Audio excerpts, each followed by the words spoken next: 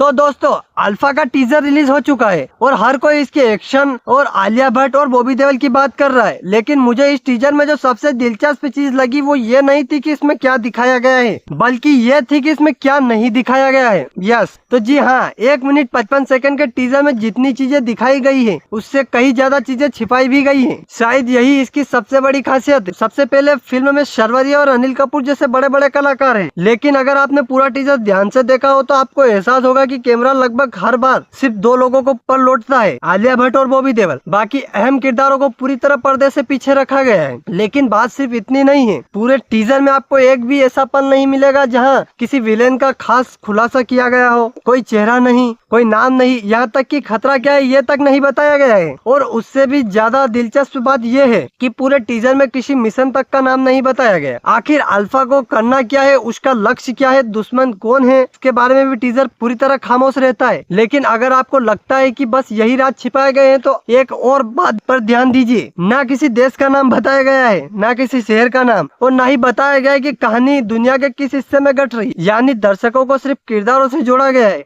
कहानी से नहीं।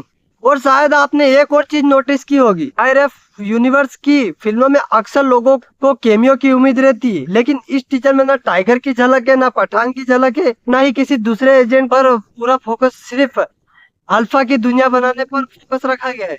यानी कुल मिलाकर अल्फा का टीजर में हमें जवाब कम देता है और सवाल ज्यादा देता है।